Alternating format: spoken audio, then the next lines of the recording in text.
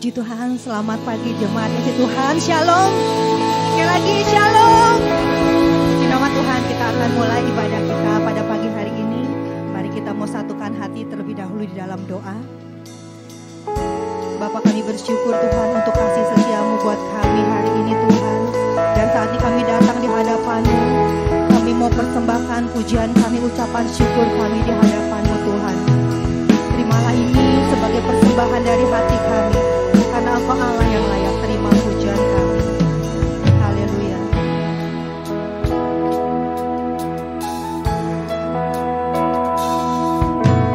Alam semesta melukiskan kebesaran Tuhan. Bumi dan surga menyanyikan kemuliaan nama-Mu. Hosana,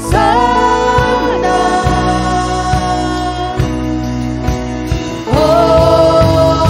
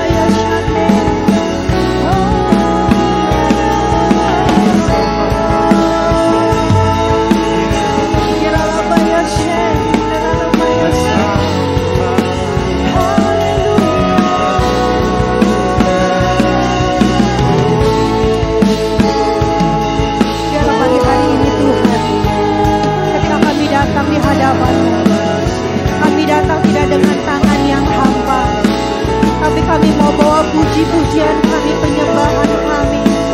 Karena Engkau Allah yang layak terima segala pujian hormat kami.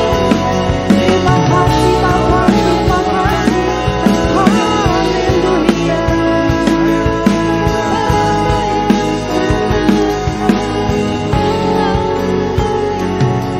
Mari Tuhan, kita mau katakan lagi Hosana. Hosana,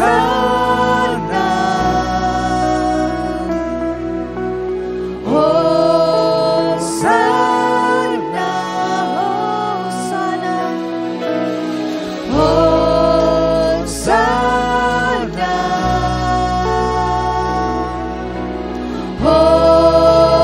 Hosana. Layak dipuji, disembah, Kaulah yang berharga dulu, sekarang dan selamanya. Raja anak Allah Raja, namamu besar termulia, namamu besar termulia, namamu besar termulia. Berikan tepuk tangan suara-suara bagi Allah kita. Engkau yang berbesar, Engkau yang termulia Tuhan. Haleluya. Mari umat Tuhan yang siap puji Tuhan sama-sama katakan amin. Berikan tepuk tangan bagi Allah kita. Mari saya undang semuanya bangkit berdiri. Pagi hari ini dengan segenap hati kita mau persembahkan puji-pujian bagi Allah kita. Amin. Haleluya.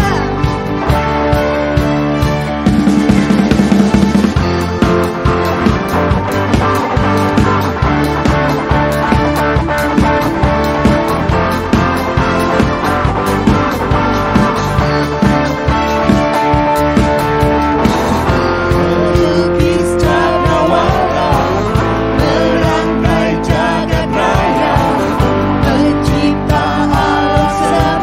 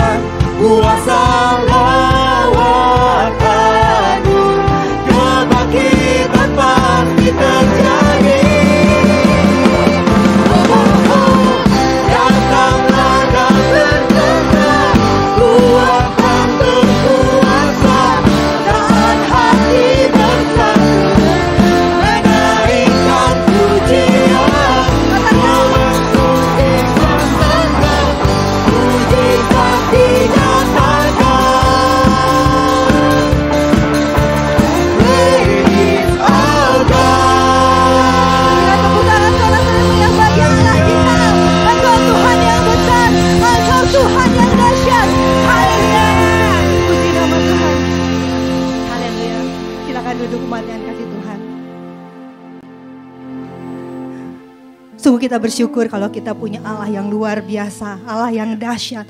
Dia menyatakan perbuatannya yang ajaib dalam hidup kita.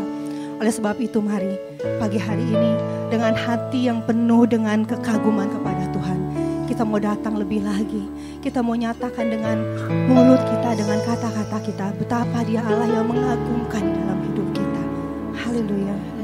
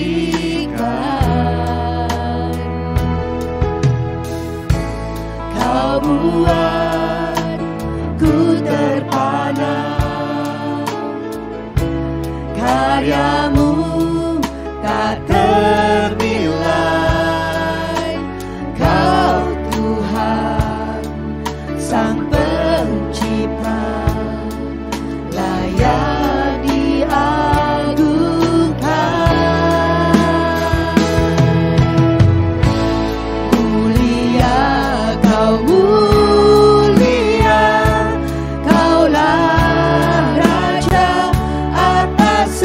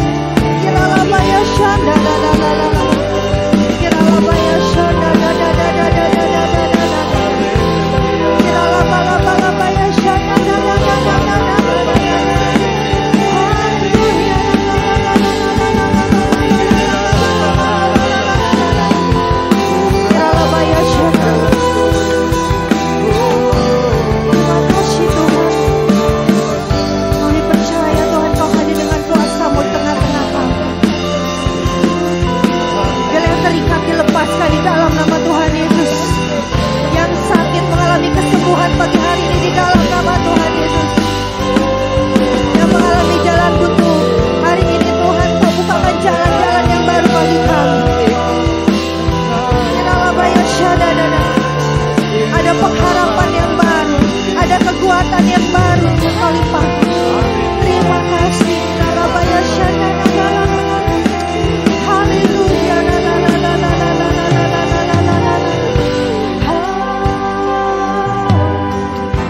Biarlah mata kami terus tertuju kepadamu Tuhan.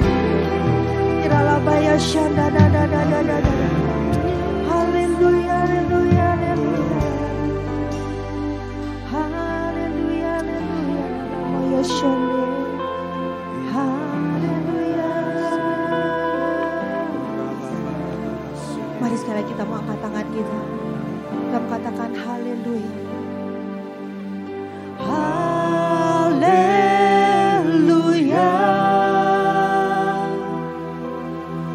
Haleluya.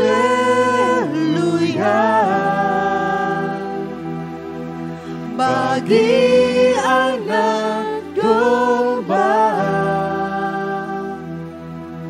yang duduk di haleluya,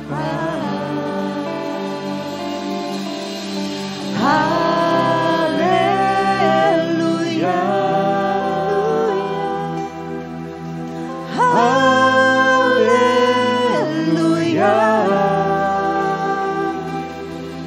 bagi anak domba berkuasa selamanya. Mari saya undang semuanya bangkit berdiri. Haleluya. Haleluya. Haleluya. Bagi anak domba yang duduk di tanah. Haleluya. Haleluya. Haleluya. Haleluya. Bagi Anak domba berkuasa selamanya. Bagi anak domba, bagi anak domba, bagi anak domba, berkuasa selamanya.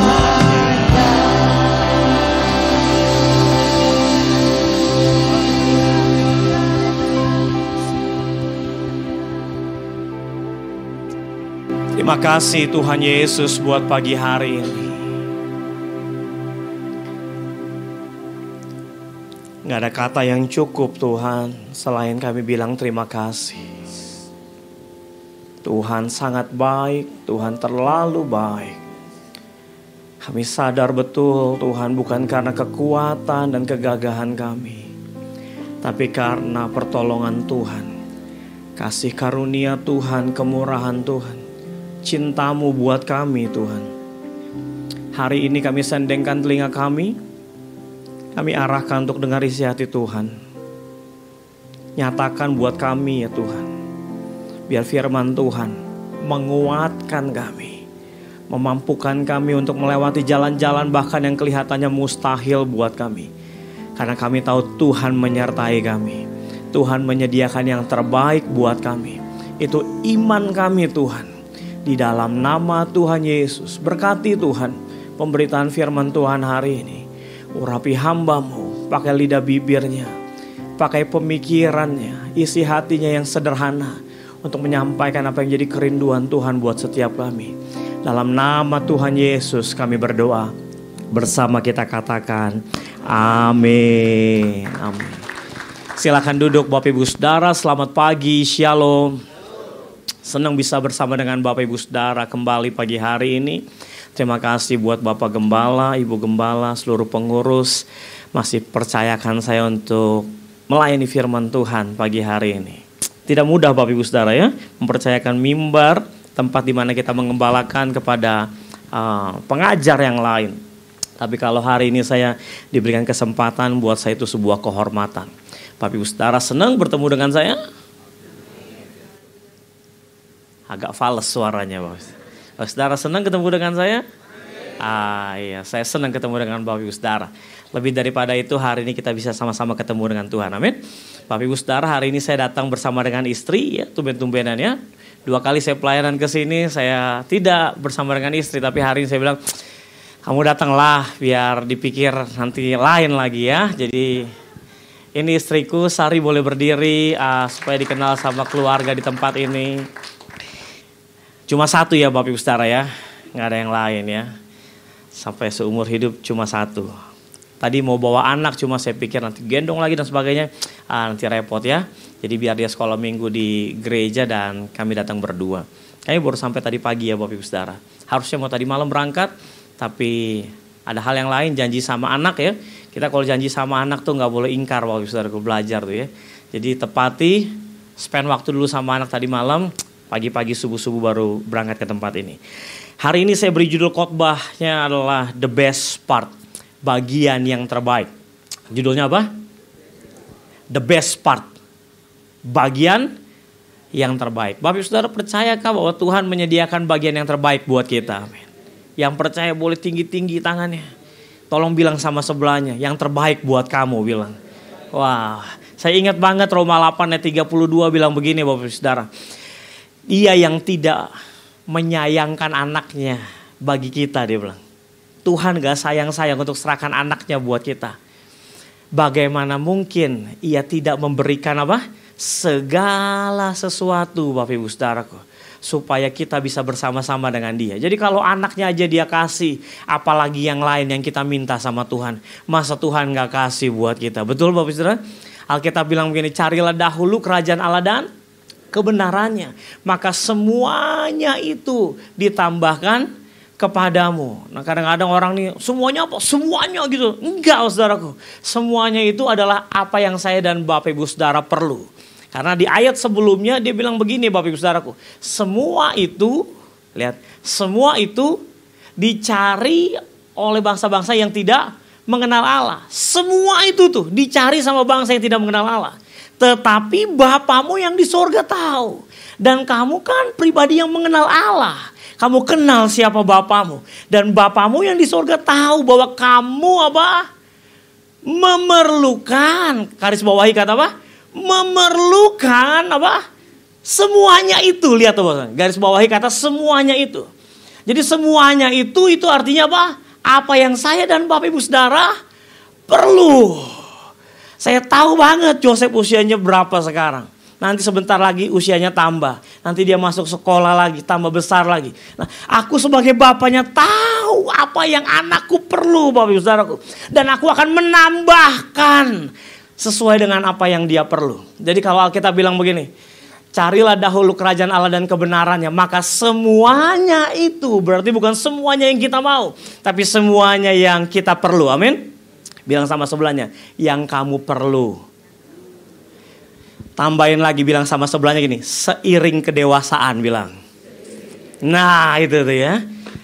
Joseph makin lama makin besar, makin lama makin dewasa. Seiring kedewasaan aku tahu apa yang dia perlu seiring kedewasaannya. Maka aku menambahkan apa yang diperlukan Bapak Ibu Saudara. Jadi Tuhan bilang begini, Bapamu yang di sorga tahu kamu memerlukan semuanya itu. Kalau kamu cari dahulu kerajaan Allah dan kebenarannya, nanti dia tambahkan seiring kedewasaan sesuai dengan apa yang kita perlu. Oh dahsyat. Mari sama-sama kita buka yuk Bapak Ibu Saudara. Matius 7 ayat 7 sampai 11. Matius 7 ayat 7 sampai 11. Kita akan baca ini dengan cepat. Nanti di ayat 11 kita baca perlahan-lahan, oke? Sama-sama yuk, 2, 3. Mintalah maka akan diberikan kepadamu. Carilah maka kamu akan mendapat. Ketuklah maka pintu akan dibukakan bagimu. Ayat 8. Karena setiap orang yang meminta, bilang sama sebelahnya, termasuk kamu. Apa? Menerima. Dan setiap orang yang mencari, bilang itu kamu juga tuh. Mendapat. Dan setiap orang yang mengetuk, baginya pintu dibukakan. Ayat 9 Bapak Ibu Saudara. Adakah seorang daripadamu yang memberi batu kepada anaknya jika ia meminta roti? Ayat 10. Atau memberi ular jika ia meminta ikan? Ayat 11. Pelan-pelan dengan suara kuat. 1, 2, 3. Jadi jika kamu yang jahat tahu memberi pemberian yang baik kepada anak-anakmu, katanya. Apalagi apa? Ulang. Apalagi Bapamu yang ia akan memberikan yang baik kepada mereka. Wow. Waktu saya baca kalimat terakhir ini, Bapak Ibu Saudaraku. Ia akan memberikan yang baik kepada mereka yang meminta kepadanya. Sama dong. Kita jahat tahu memberi yang baik. Bapa di sorga memberi yang baik. What's the difference? Oh, bedanya begini. Ada kata apalagi tadi itu situ. Ada kata apa? Apalagi. Apalagi itu artinya begini. Ada kadar, ada bobot, ada kualitas yang lebih baik yang Bapa di sorga berikan buat saya dan buat Bapak Ibu Saudara. Lebih daripada apa yang Bapa kita bisa berikan. Lebih daripada kerinduan apa yang kita mau berikan buat anak-anak kita. Dia bilang ini, Bapamu yang di sorga, dia akan kasih yang baik, yang lebih baik, yang terbaik buat saya dan Bapak Ibu Saudara. Dari mana cikal bakal firman Tuhan hari ini? Satu kali saya ajak anakku si Joseph ini, maafkan kalau saya mesti sebut namanya beberapa kali dalam khotbah hari ini.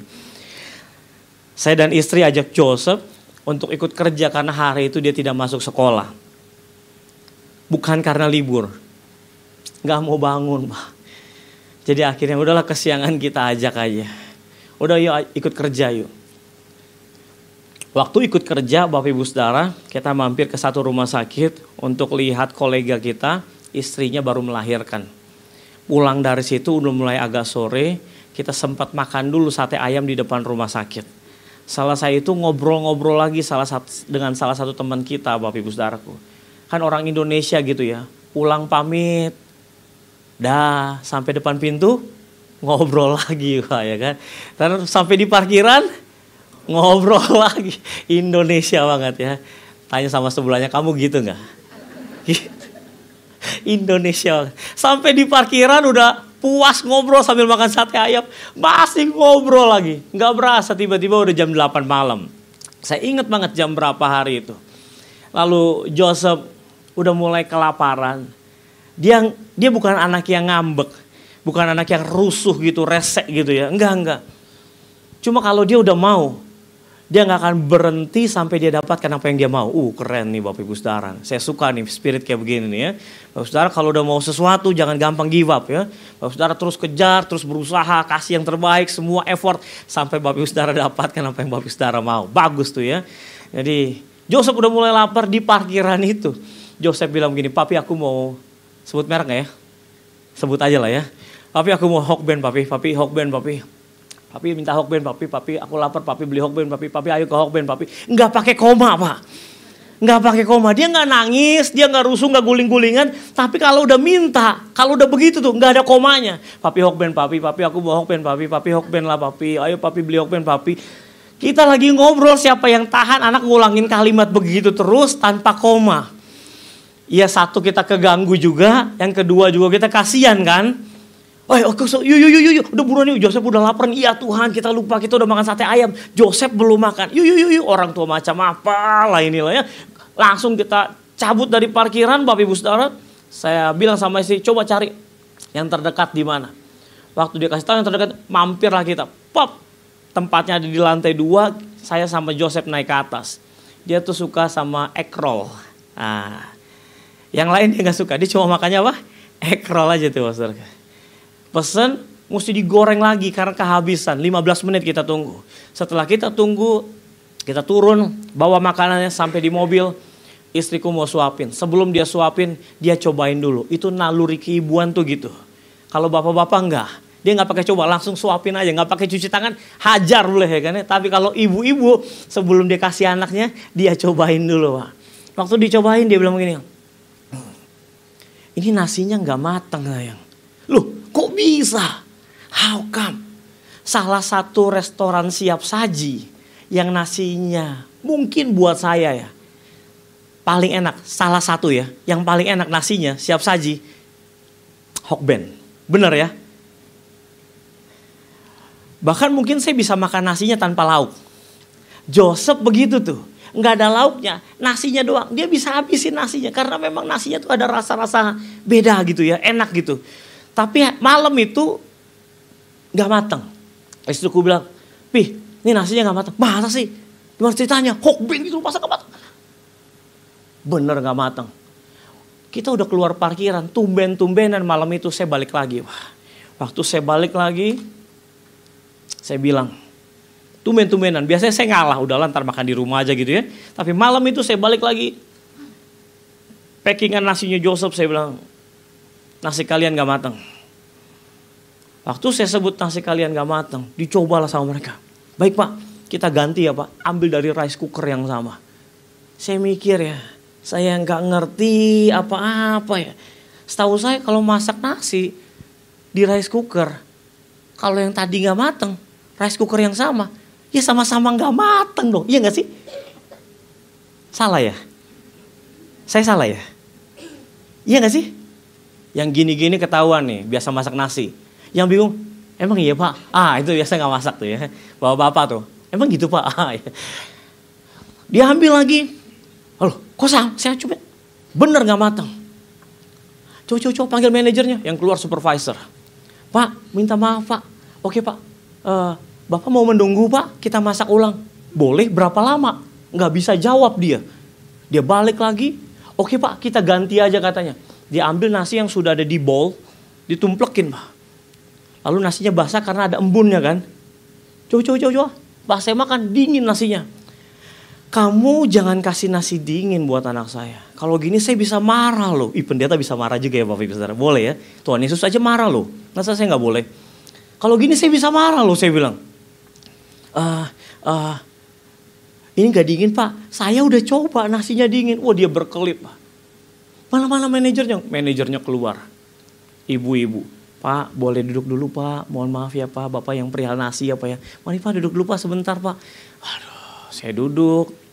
Waktu duduk, manajernya kasih free minuman, coklat dingin.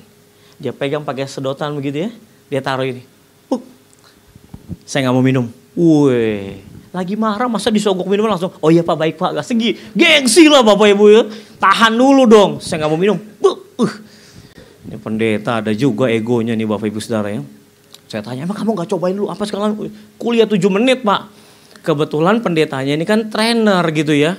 Jadi ngerti tuh yang namanya service, breakdown service, recovery, standard service, semuanya. Saya nggak mau minum karena dia pegang sedotannya pakai tangannya dia. Siapa yang mau minum bekas tangannya dia? Nggak pakai tisu apa segala macam. Ya udah, saya biarin aja. Singkat cerita, mereka antarlah makanannya buat Joseph. Joseph, maaf ya, nunggu ya lama ya. Josephnya udah tidur. Udah kemalaman, lapar, ngantuk, tidur Joseph. Saya sedih banget.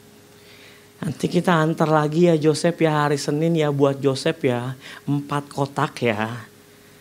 Dalam hati saya siapa yang mau makan sampai 4 kotak ya. Tapi udah ntar bagi-bagi gitu. Maaf ya Joseph ya, pas saya keluar dari parkiran. Impresi. Tuhan ngomong sama saya dalam hati gini, Kaleb, kalau kamu papanya Joseph, kamu fight buat Joseph. Supaya Joseph terima yang terbaik nasinya malam itu. Aku kasih yang terbaik buat kamu. Sampai malam ini Kaleb. Saya sambil nyetir saya nangis Bapak Ibu Saudara. Tuhan thank you. Udah fight buat hidupku di kayu salib. Beri yang terbaik buat satu anak namanya Kaleb. Joseph hari itu gak masuk sekolah. Saya gak bilang begini sama Joseph. Jos, karena kamu gak sekolah malam ini, selamat menikmati nasi mentah ya.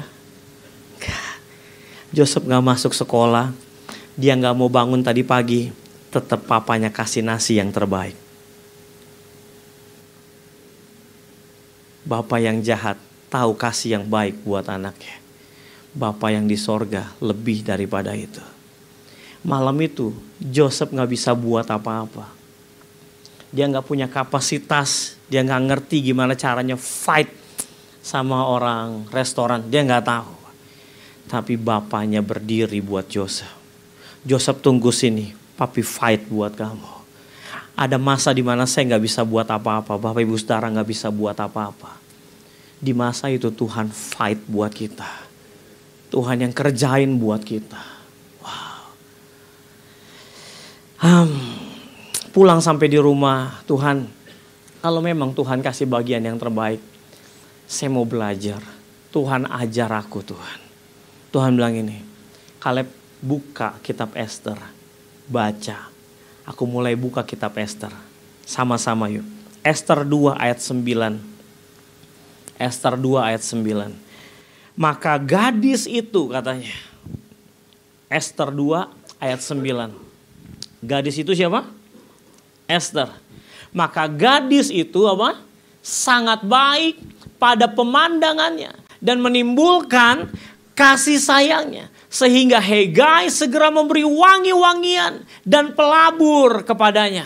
Dan juga 7 orang dayang-dayang yang terpilih. Bukan cuma sekedar dayang-dayang, tapi ini dayang-dayang yang ada di kerajaan. Dan juga dari antara dayang-dayang kerajaan, dipilihlah dayang-dayang yang terpilih dari istana raja. Sama-sama yuk, 2, 3. Kemudian memindahkan dia dengan dayang-dayangnya kemana? Oh, Bapak Ibu Saudara. Hari itu Esther ada dalam pembuangan, Pak. Situasi Esther tidak mendukung buat dia terima apa yang dia bisa terima hari itu. Semua orang Israel ngalamin hal yang buruk hari itu. Sulit untuk berpikir gimana caranya membangun kehidupan masa depan. Mau punya proyeksi, mau forecast 5-10 tahun ke depan. Susah buat Esther. Kenapa? 1, Israel dalam masa pembuangan. Yang kedua apa? Esther gak punya papa, gak punya mama. Dia anak yatim piatu. Tapi Esther punya satu mentor yang jadi papa angkatnya. Namanya Mordekai. Mordekai pamannya jadi papa angkatnya Esther. Kalau jadi papanya Esther, berarti jadi juga pemimpin rohani buat Esther. Jadi juga mentor buat Esther.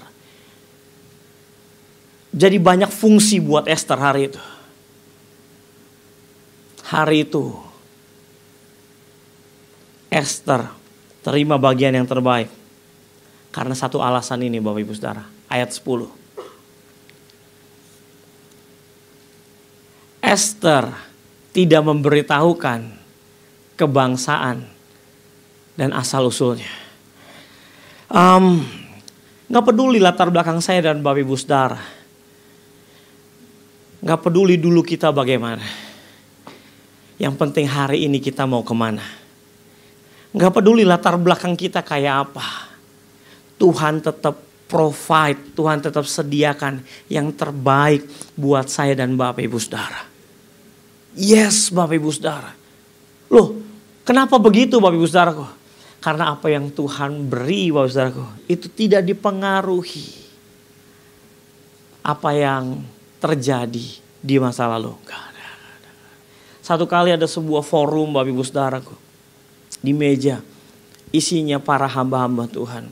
Saat itu saya tidak hadir, tapi nama saya muncul dalam sebuah diskusi.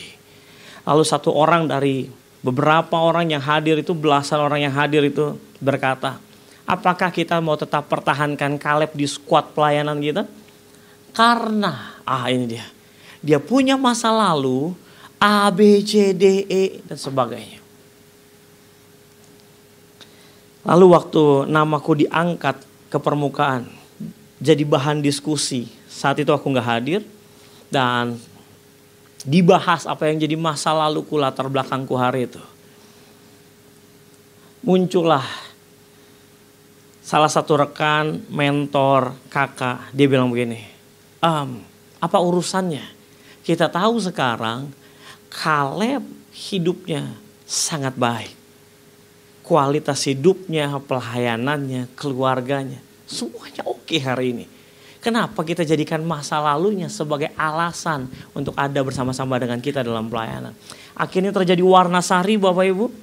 Waktu terjadi warna sari, akhirnya orang ini bilang begini, oke, stop. Kita voting, kita vote. Siapa yang mau Kaleb keluar dari skuad pelayanan, siapa yang mau Kaleb tetap ada di skuad pelayanan. Orang yang bahas namaku pertama kali, dia angkat tangan. Yang lainnya gak ada yang angkat tangan. Siapa yang mau Kaleb tetap melayani bersama-sama dengan kita? Yang lainnya angkat tangan. Hari itu aku gak bisa buat apa-apa karena aku gak hadir di meeting itu. Tapi aku tahu, waktu aku gak bisa buat apa-apa, Bapakku fight buat hidupku. Waktu itu aku gak bisa ubah masa laluku Bapak Ibu Saudara. Sudah terjadi. Aku juga gak pernah punya cita-cita untuk lewati masa lalu seperti itu. Tapi hari ini aku tahu aku serius sama Tuhan. Aku baik-baik sama istri, anakku, pelayananku, keluargaku, semua. Pekerjaanku, bisnisku. Tapi waktu itu diangkat. Aku bersyukur bahwa Tuhan yang gak pernah lihat masa lalu. Dia selalu mau kasih yang terbaik buat hidupku dan keluargaku hari ini. Esther, dia gak kasih tahu kebangsaannya, asal usulnya. Kalimat berikutnya dia bilang begini, karena, sama-sama yuk, 2, 3. Karena dilarang oleh Mordekai. Bapak Ibu Saudara, oh ternyata gini Bapak Ibu Saudara, kuncinya. Waktu kita mau terima yang terbaik, katakan sama-sama yuk, dengar-dengaran. Dengar-dengaran sama siapa? Mordekai ini orang tuanya, orang tua rohaninya juga, dia mentornya. Dengar-dengaran sama pemimpin itu bagus banget Bapak Ibu Saudara. Karena gini, if you never give up, you never go up. Kalau Bapak Ibu Saudara gak pernah berikan ke atas, Bapak Ibu Saudara gak akan pernah naik ke atas.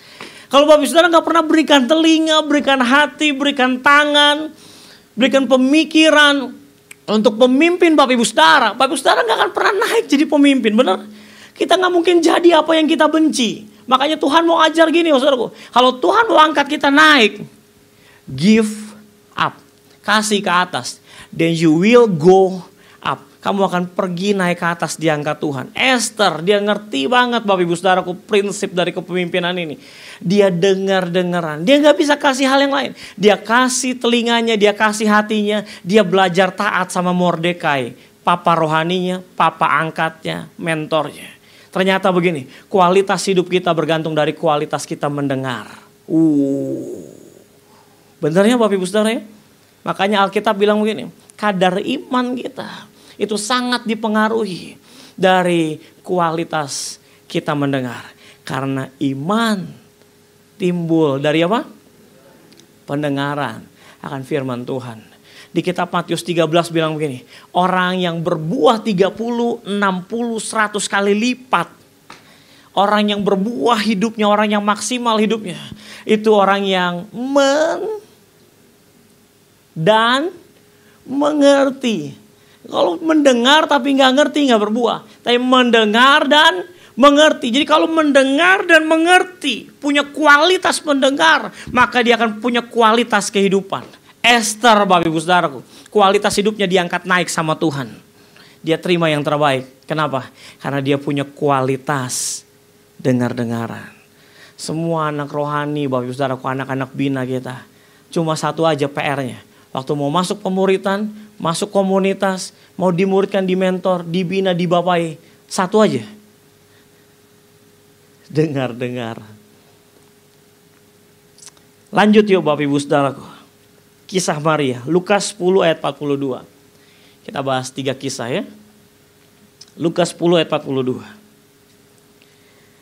Tetapi hanya, Lukas 10 ayat 42. Tetapi hanya satu saja yang perlu. Hanya berapa? Berapa Bapak Saudara? Satu aja saudara. Apa itu? Maria telah memilih bagian yang terbaik, yang tidak akan diambil daripadanya. Ini di Betania ada anak yatim piatu 3 bersaudara, namanya Maria, Marta, dan Lazarus. Tuhan beberapa kali main ke rumah mereka. Alkitab bahkan catat begini, Tuhan Yesus sayang sama mereka, mengasihi mereka. Satu kali Tuhan Yesus main, kita sama-sama tahu kisahnya. Ini Marta, si paling sibuk Bapak Ibu Saudara gue ya. Istilah si paling sama anak-anak sekarang tuh sering muncul ya. Si paling cari perhatian gitu ya. Si paling effort gitu. Nah ini si Marta ini si paling sibuk Bapak Ibu. Tuhan Yesus datang, rempong banget. Bagus Bapak Ibu Saudaraku. Tapi cuma satu saja yang perlu. Maria telah memilih bagian yang terbaik. Apa tuh bagian yang terbaik? Duduk di kaki Tuhan dan mendengar. Oh, ternyata kisah dari Maria dan kisah dari Esther punya satu benang merah. Apa itu?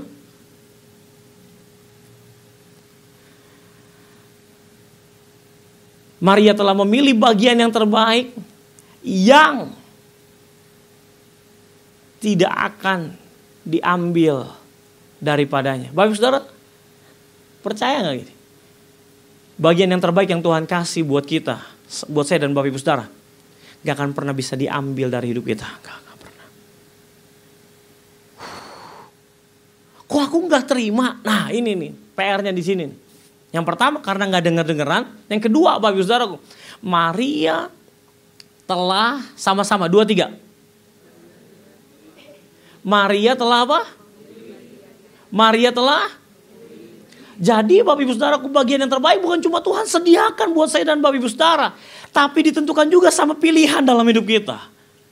Tuhan yang suruh kita pilih Bapak Ibu Saudaraku. Tuhan, kok aku gak dapat pasangan yang terbaik? You yang pilih kok. Tuhan, aku kok gak dapat pekerjaan yang terbaik? Kamu yang pilih. Tuhan, kenapa aku gak dapat teman-teman? Kamu yang pilih. Kamu dengar, kamu pilih. Kamu dengar-dengaran, kamu taat, kamu pilih. Aku udah kasih yang terbaik, tapi kalau kamu gak terima, mungkin karena kamu gak denger-dengeran. Yang kedua, karena kamu gak pilih.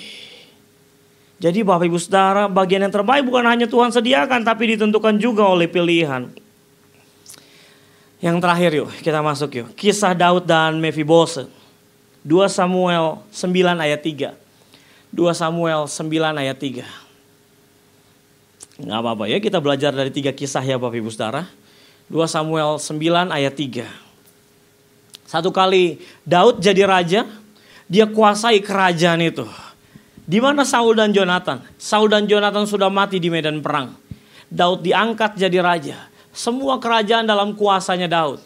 Waktu dia jadi raja Bapak Ibu Saudaraku, dia munculkan sebuah pertanyaan. Ini dia Bapak Saudaraku.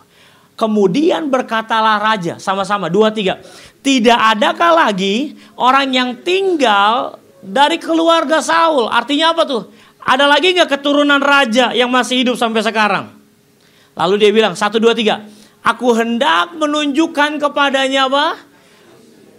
Kasih yang dari Allah. Kemudian berkatalah Ziba kepada raja. Masih ada seorang anak laki-laki Yonatan yang cacat kakinya. Namanya siapa? Mephiboset Bapak Ibu Saudara. Waktu Daud tanya, ada nggak keturunannya Saul lagi? Ada nggak keluarganya Saul yang masih hidup? Ini Ziba bilang begini, ada. Tapi dia cacat kakinya. Kalau saya jadi Daud, saya mau bilang begini, woi, gue nggak tanya dia cacat atau enggak. Gue cuma mau tanya, dia keturunan raja atau bukan? Kalau keturunan raja, gue pengen ketemu sama dia. Lu gak usah bahas cacatnya. Kamu jangan bahas cacatnya. Yang penting dia keturunan raja. Lihat tuh Bapak Ibu Saudara tuh. Saya dan Bapak Ibu Saudara anak raja, amin. Kita keluarga kerajaan, amin. Cuma sering kali gini, orang banyak bahas cacatnya kita daripada statusnya kita. Orang senang banget Bapak Ibu Saudaraku. Lihat apa yang kurangnya kita, cacatnya kita, kelemahannya kita. Daud gak gitu. Dia mau cacat mau gak, aku mau menunjukkan kasih yang dari Allah, kata Daud. Wow. Setelah itu Bapak Ibu Saudaraku, akhirnya diberitahukanlah di mana posisinya. Ayat 4 kita baca sama-sama yuk. Tanya raja kepadanya. 2-3.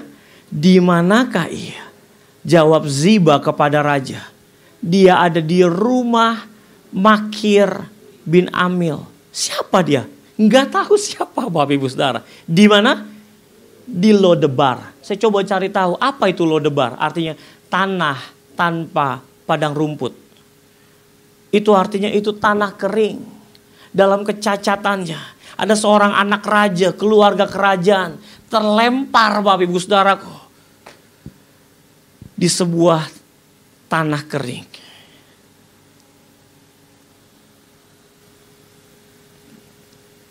Lalu dipanggil Mephiboset. Panggil, aku mau ketemu sama dia. Waktu Mephiboset datang dia bilang begini. Yes, tuanku Daud, Raja Daud. Mephiboset, hamba tuanku. Harusnya Mephiboset bilang begini. Yes, Raja Daud, aku Mephiboset, anak Raja Saul. Harusnya kan gitu kan. Karena kan yang ditanyakan apakah ada anak Raja Saul, keturunan Raja Saul. Harusnya jawabnya begini. Aku Mephiboset, cucunya Raja Saul, keturunan Raja Saul. Tapi Mephiboset jawab bilang begini. Aku Mephiboset, hamba tuanku. Lihat Bapak Ibu Saudara. Karena kelemahan dan kecacatan. Karena situasi tanah kering. Bisa mengubah mental seorang anak raja. Dari mental anak jadi mental budak. Tuhan bilang begini. Apapun keadaan kamu. Gak peduli kelemahan kamu hari ini. Sekali anak. Kamu tetap anak. Kamu bukan budak. Kamu anak. Waktu Mephiboset datang Bapak Ibu Saudara. Daud bilang begini. Ayat 7 Bapak Ibu Saudara. Ayat 7. Kemudian berkatalah Daud kepadanya. Sama-sama yuk. 2-3. Janganlah. Sebab. Aku apa? Bilang sama sebelahnya. Pasti bilang. Wow. Aku pasti akan menunjukkan kasihku kepadamu. Sama-sama 2-3. Oleh karena apa? Ayahmu. Lihat Bapak Ibu Saudara. Hello Mephiboset. Yang katanya si anak cacat. Yang terlempar jauh keluar. Yang hari itu sedang ke dalam kekeringan. Gak jelas ada di mana tinggal sama siapa. Mephiboset. Dengar ya. Aku mau menunjukkan kasihku kepadamu. Bukan karena kamu. Kalau karena kamu anak cacat. Tapi karena siapa? Baca sama-sama. Karena siapa? Waktu saya baca ini Bapak Ibu Saudara. Tuhan ajar saya begini. Kaleb. Bagian yang terbaik itu bukan apa yang kamu terima. Itu bukan soal barang-barang yang kamu pakai. Di mana kamu tinggal. Bukan. Bukan soal itu. Bagian yang terbaik bukan tentang itu. Karena apa yang kamu terima. Itu karena siapa bapamu. Bukan karena siapa kamu. Daud bilang begini. Aku mau menunjukkan kasihku kepadamu. Dan Mephiboset kamu akan makan sehidangan dengan aku. Kamu akan nikmati semua fasilitas kerajaan. Aku akan berikan budak-budak untuk melayani kamu. Bekerja buat ladang kamu. Seketika kamu akan jadi pengusaha. Waktu itu Mephiboset punya kebun anggur. Mereka akan kerja buat kamu. Mereka akan layani kamu tiap hari. Dan kamu tetap makan sehidangan dengan aku di kerajaan. Mephiboset, dengar ya. Semua itu bukan karena kamu. Tapi karena Yonatan. Papamu. Kaleb. Kamu bisa nikmati ini. Dapat ini. Dipercaya ini. Pakai ini. Semua yang kamu punya dan yang kamu nikmati. Aku mau bilang bukan karena kamu. Tapi karena Bapamu. Hari ini aku mengerti. Bagian yang terbaik dalam hidupku. Bukan semua fasilitas itu. Tapi bagian yang terbaik buatku adalah. Aku punya Bapa. Yang terbaik buat hidupku. Yang mengasihi aku. Dengan kasih yang terbaik. yang aku belum pernah kecap dari siapapun dalam hidup ini. Dia yang mengasihi aku, Bapak Ibu Saudaraku. Saat orang buang, dia buka tangannya terima. Saat orang sakiti, dia mengobati. Saat orang ambil, dia yang kembalikan. Dia yang provide segala sesuatu. Aku terima cuma karena Bapa. Hari ini aku gak kejar yang lain lagi, Bapak Ibu Saudara. Aku cuma pengen gini. Aku mau tetap sama Bapa. Makanya Roma 8 ayat 32.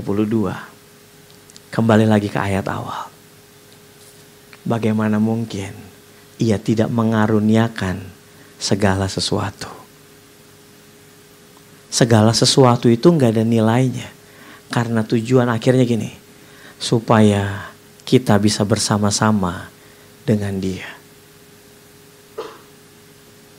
Kalau kita masih kejar segala sesuatu itu, maka Dia tidak cukup menawan buat kita. Kurang bernilai buat kita. Tapi Bapa bilang begini, Ia tidak menyayangkan anaknya. Berarti Ia ini siapa? Bapa. Dia karuniakan segala sesuatu. Dan itu jadi gak ada nilainya. Yang penting Bapa bisa bersama-sama dengan kita. Kita bisa dekat dengan Bapa. Bapak Ibu Saudara, gak ada yang lebih indah. Bagian yang terbaik yang Tuhan mau kasih. Yang gak bisa diambil dari hidup kita. Apa tuh? Dengan Bapa. Dia bagian terbaik dalam hidup kita. Amin. Mari para pemain musik worship leader yuk, maju ke depan. Bantu aku yuk.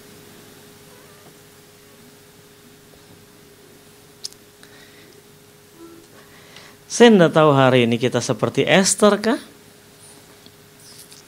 Sebagian kita lagi ngalamin quarter life crisis. Krisis seperempat kehidupan. Usia 20 sampai 30, 35. Bahkan sebagian sampai 40. Kita lagi pikir, kualitas hidup macam apa yang aku bisa bangun ya? Dengan kondisi kehidupan, kualitas pribadi yang ada seperti sekarang. Aku bisa bangun apa ya? Kayak gimana ya? Mungkin ada sebagian yang lagi takut menikah karena mungkin tidak cukup persiapan. Sebagian di antara kita lagi mau fight buat pekerjaan, tapi kita juga bingung. Mau kerjaan yang paling bagaimana ya? Yang aku bisa kerjakan untuk bangun sesuatu ke depan. Apakah bisnis yang ada sekarang ini benar-benar bisa berkembang gak ya? Bisa sebesar apa ya? Anakku bisa lanjutin atau enggak ya? Sebagian kita ngalamin yang namanya krisis masuk pada seperempat kehidupan itu. Quarter life crisis. Kita kayak Esther yang lagi pikirin masa depan, Bapak Ibu Saudara. Tapi Tuhan bilang gini, cukup dengar-dengaran aja. Anak muda, dengar-dengaran aja.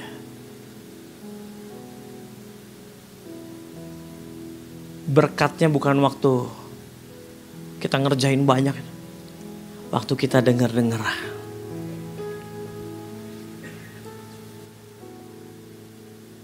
Bonus ya. Abraham tuh, Musa Bapak Ibu Saudara, 40 tahun ada dalam kerajaan. Setelah itu, boom. Cuma jadi pria biasa, suami biasa, dengan pekerjaan biasa. Ada di padang gurun, gembalain kambing domba. Jadi nobody di situ. Wow. Situasi lagi di sini nih. Karena jalan pakai pikirannya sendiri. Musa masuk padang gurun, pam, jadi gembala domba. 40 tahun di situ. Mungkin kelihatannya terlambat. Satu kali di usia 80 Tuhan panggil Musa. Musa, listen, dengar. Awalnya Musa berdebat terus dengan Tuhan. Sampai akhirnya gini, Musa belajar untuk punya kualitas mendengar. Makanya kalau Bapak Ibu Saudara baca dalam kitab Keluaran, Imamat, Bilangan, Ulangan gitu ya. Maka berkatalah Tuhan kepada Musa. Maka Tuhan berfirman kepada Musa. Datanglah firman Tuhan kepada Musa. Tuhan terus ngomong sama Musa, Bapak Ibu Saudaraku. Disitulah telinga Musa terlatih untuk belajar mendengar apa yang Tuhan katakan. Umur 80. Apakah situasinya berubah? Enggak. 81 sampai 120. Musa enggak keluar padang gurun, Pak. Dia tetap ada di padang gurun. Situasinya tetap sama. Bahkan lebih susah. Kemarin dia gembalain domba. Domba tuh diomong, suara gembala, domba ikut. Orang Israel 2 juta orang, 600 ribu orang laki-laki. Nggak ikut. Di padang gurun, mimpin orang yang keras kepala. Situasi, keadaannya jauh lebih sulit dan lebih menantang. Dikejar-kejar orang Mesir, kesulitan makanan, susah dapat minum, mau dilempari batu. Apakah situasinya berubah? Enggak. Tetap padang gurun, bahkan mungkin lebih struggling dia di situ. Tapi begini, waktu dia punya kualitas mendengar, kualitas hidup Musa berubah. Disitulah Musa jadi penulis 5 kitab pertama dalam Alkitab kita. Yang hari ini tulisannya mempengaruhi miliaran orang di dunia sampai detik ini. Musa jadi pemimpin besar di Israel yang namanya ditorehkan. Bahkan orang Israel berani debat Yesus. Dengan apa? Musa bilang, Musa ajar, hukum Musa berkata, lihat, Musa. Sedemikian kuat pengaruhnya sampai orang Yahudi berani debat Yesus atas sosoknya Musa. Lihat loh Bapak Ibu Saudara. Sekeren itu pengaruhnya Musa Bapak Ibu Saudara. Sedalam itu. Sepermanen itu pengaruhnya, semaksimal itu hidupnya. Kapan tuh? Waktu dia punya kualitas mendengar. Mungkin kita kayak Esther. Tapi percaya gak gini? Tuhan sediakan bagian yang terbaik buat saya dan Bapak Ibu Saudara. Dengar-dengaran. Bapak Ibu Saudara, Tuhan taruh pemimpin. Suami, orang tua, gembala, pemimpin di tempat kerja. Dengar-dengaran sama mereka. Di situ berkat Tuhan berlimpah buat kita. Setelah itu gini, aku pasti menunjukkan kasihku. Pasti. Lodebar akan selesai. Tanah tanpa padang rumput akan berakhir. Tuhan bawa kita nikmati semua kualitas dalam kerajaannya. Tapi bukan itu fokusnya. Bagian terbaik adalah Bapa kita. Bukan tentang apa, tapi tentang siapa. Amin. Kita nyanyi lagu ini yuk Bapak Ibu Saudara. Kita bangkit berdiri yuk. Aku ada hari ini karena Tuhan baik dan teramat baik bagiku. Semua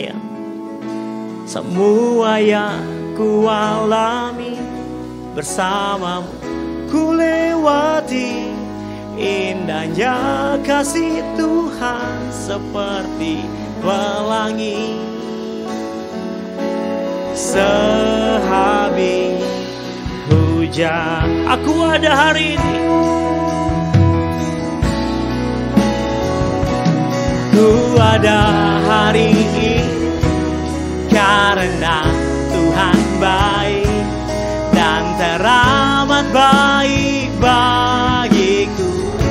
Semua yang ku alami bersamamu, ku lewat indahnya kasih Tuhan seperti pelangi.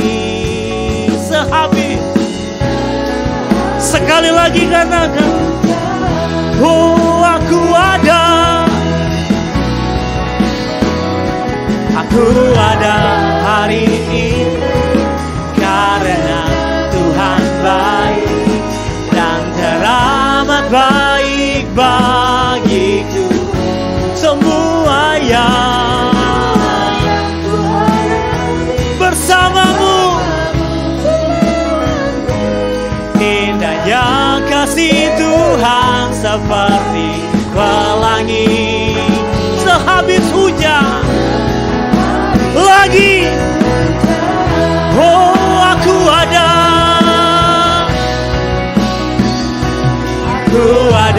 hari ini karena Tuhan baik. Kau teramat baik Tuhan. Kau sediakan semua yang terbaik. Kami nikmati kebaikan-Mu. Ya.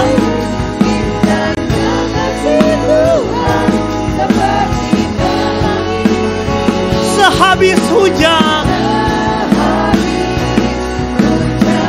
Sekali lagi, katakan, aku ada. Ya. Mari angkat tanganmu Bapak Ibu Saudara, nyatakan. Coba Tuhan, karena Kau baik. Kau Bapa yang baik Tuhan. Terima kasih, terima kasih. Terlalu baik.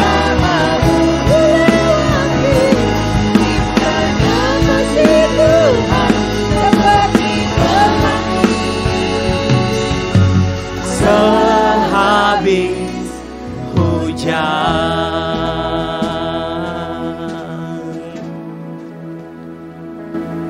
ku ada hari karena Tuhan baik dan teramat baik bagiku. Semua yang ku alami bersamamu melewati indahnya kasih Tuhan seperti pelangi sehabis hujan. Bapa, kami bersyukur Tuhan untuk firman-Mu pada pagi hari ini yang Kau berikan buat kami Tuhan. Kami sadari dan kami diingatkan lagi betapa Engkau telah memberikan bagian yang terbaik di dalam hidup kami. Biarlah Tuhan senantiasa kami mau buka telinga kami untuk terus mendengarkan Engkau, mendengarkan apa yang menjadi tuntunan-Mu di dalam kehidupan kami. Karena bersama-Mu kami percaya Engkau berikan masa depan yang baik buat kami. Terima kasih Bapa untuk firman-Mu. Kami sambut dengan penuh ucapan syukur di dalam nama Tuhan Yesus kami berdoa. Haleluya. Amin. Jadi berkati, berikan tepuk tangan bagi Allah kita. Puji nama Tuhan. Silakan duduk Bapak Ibu Tuhan. Kami atas nama Gembala dan Sujemaat mengucapkan terima kasih untuk pelayanannya Bapak Kaleb. Tuhan Yesus memberkati. Puji Tuhan jemaat yang dikasihi Tuhan Yesus. Sebentar kita akhiri ibadah kita pada pagi hari ini. Segera kita angkat kedua belah tangan kita. Arahkan hati kita, fokuskan dan terus terhubung dengan Yesus senantiasa. Pergilah, pulanglah dan jadilah saksi-saksi Kristus. Mari jemaat yang dikasihi Tuhan, terimalah berkat damai dan sejahtera daripada Allah Bapa, kasih karunia daripada Tuhan Yesus Kristus, dan persekutuan Roh Kudus yang tidak manis menyertai setiap kita semua, mulai daripada pagi hari yang indah ini sampai hari Maranatha. Tuhan Yesus menjemput setiap kita di awan-awan yang permai. Setiap kita yang percaya menerima, kita sama-sama katakan amin. Terus kati.